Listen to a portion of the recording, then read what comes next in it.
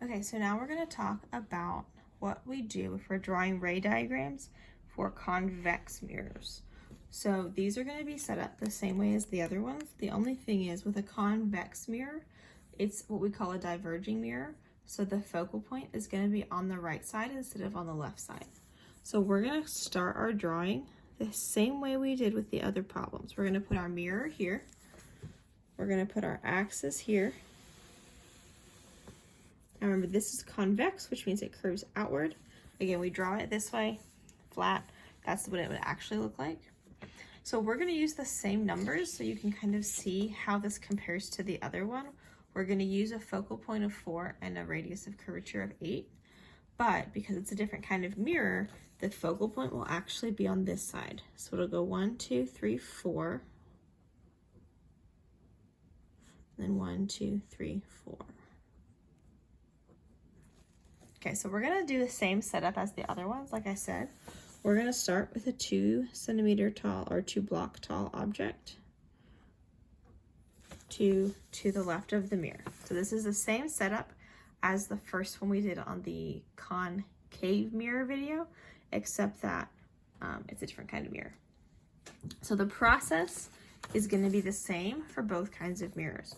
We're gonna start with a line that goes parallel to the axis from your object to the mirror.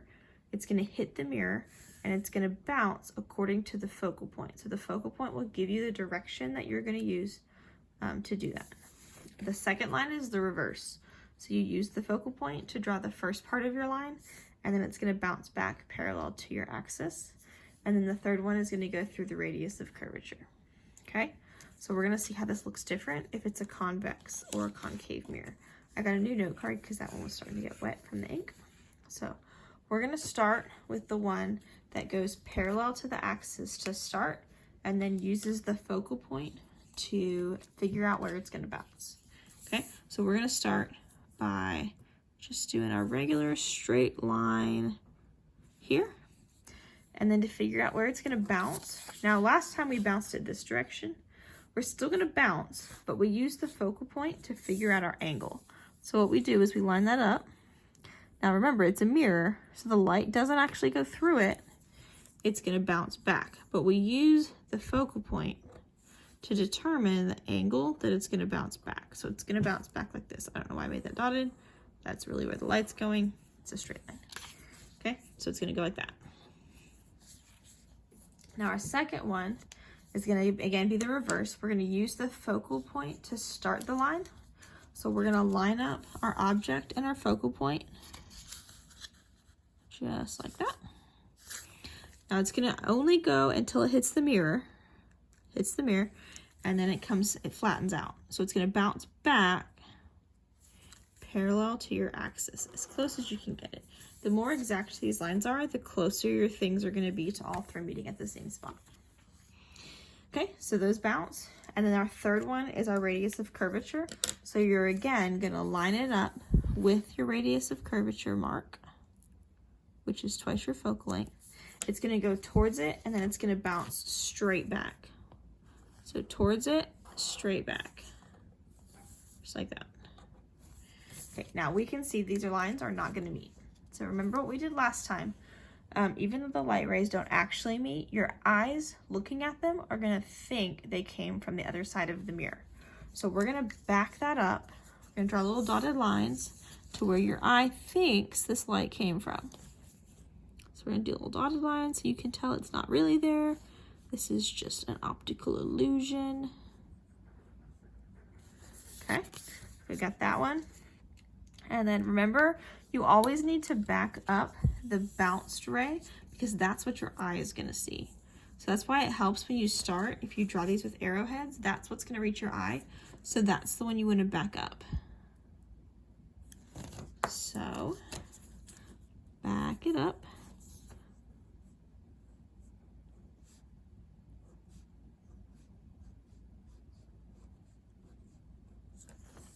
Okay. And then our last one, we're going to take this bounced ray and we're going to back it up. So we're going to go backwards.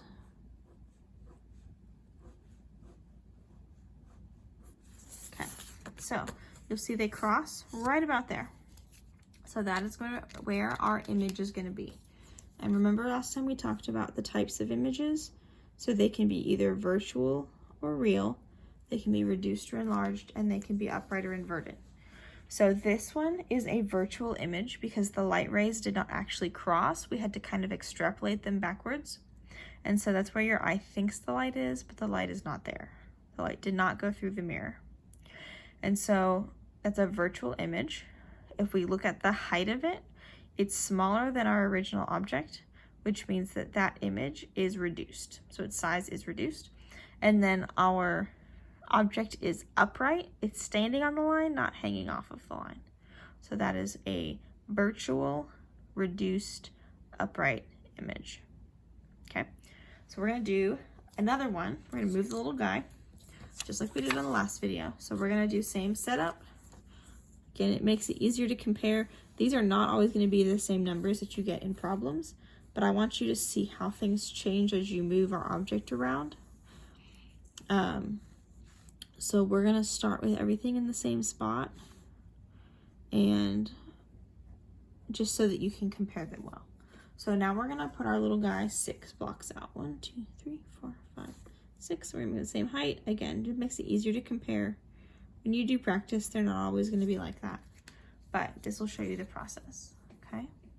So from here, it's a little blurry. Okay, so from here, we are gonna start off with the line that goes parallel to the axis to begin, and then we use the focal point to figure out where it's gonna bounce. So it's gonna go in straight, and then remember, it's gotta bounce off because it's a mirror. The light's not gonna go through it. And so what happens is it bounces backwards just like this, okay? The next one, we're gonna use the focal point to start the line. So we're gonna connect from here to here. Again, your line's gonna stop when it hits the mirror because the light can't go through the mirror. So it's gonna stop. We're gonna turn it. And it's gonna bounce back straight, which again is like the reverse of the other line. Okay, you can already see these are not gonna match. They're not gonna meet. But we're gonna go ahead and do the third one. We know we're gonna have to back these up. Okay, so we go object to this dot. We're gonna go straight until we hit the mirror and then go straight back. So clearly those lines do not meet, so we've got to back them up. So we're gonna start with this one. So again, we're seeing where does our eye think that this light came from. So we're gonna go backwards a bit. Okay, so that's that one. And then let's do the blue one. So our eye thinks the blue one came from here. Because again, that's the part that's gonna hit our eye. So we're gonna back it up like this. Okay. Then, one more. We're gonna take this line and back these up.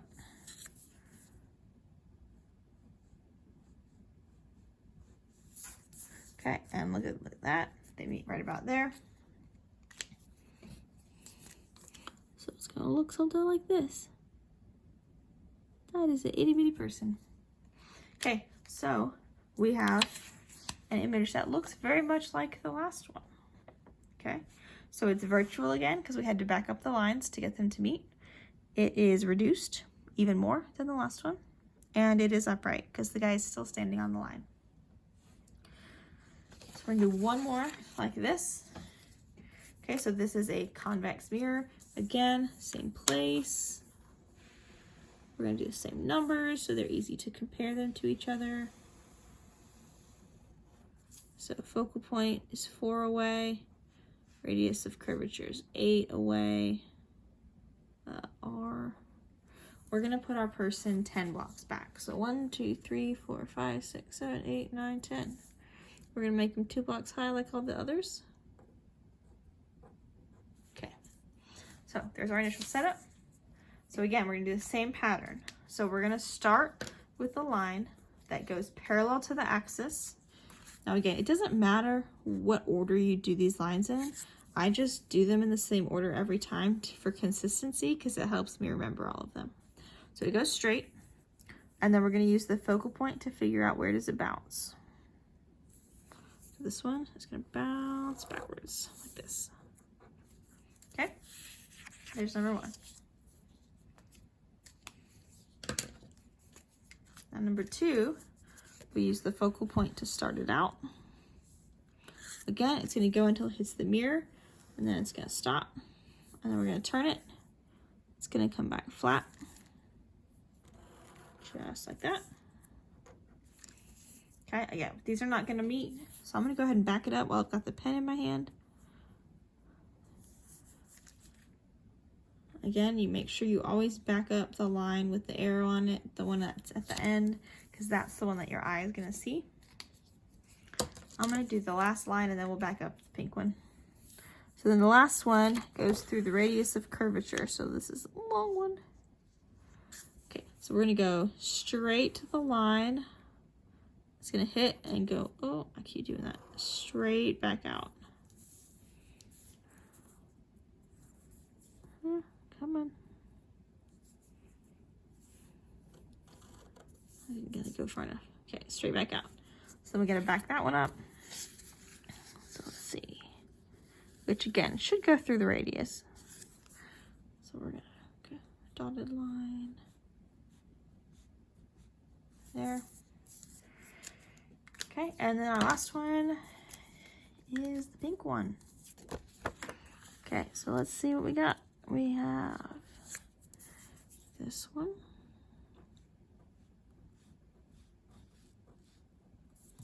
Okay, they are going to meet there. That is hard to even draw. Okay, so they are right here-ish. Pretend that's a person. So that is still virtual because it is the dotted lines that had to meet instead of doing the actual lines. That is reduced because it was hard to even draw. It was so small. And it is still upright. They did still cross on top of the axis instead of underneath it. So that person is still vertically upright, even though he's very, very tiny. So that is a third convex mirror.